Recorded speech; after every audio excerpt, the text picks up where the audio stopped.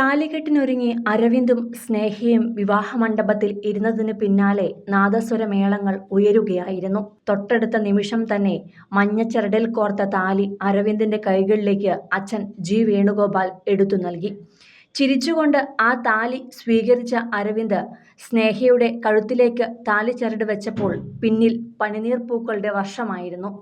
നേരത്തെ ഒരുക്കി വച്ചിരുന്ന പനിനീർപ്പൂക്കൾ മുകളിലേക്കുയർന്ന് താഴേക്ക് മഴയായി പെയ്തിറങ്ങിയപ്പോൾ അക്ഷരാർത്ഥത്തിൽ അരവിന്ദിന്റെയും സ്നേഹയുടെയും പ്രണയസാഫല്യത്തിന്റെ മനോഹര നിമിഷമായിരുന്നു അവിടെ പിറന്നത്.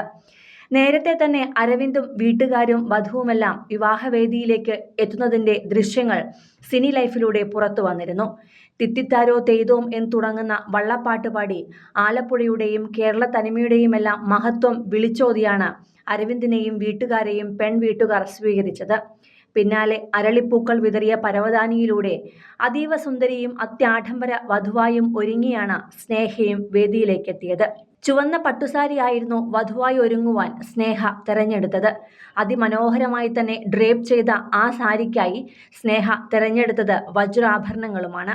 2 വലിയ വജ്രമാലകളും കൈനിറയെ വളകളുമെല്ലാം ധരിച്ച് അതീവ സുന്ദരിയായി തന്നെയാണ് സ്നേഹ ഒരുങ്ങിയത്.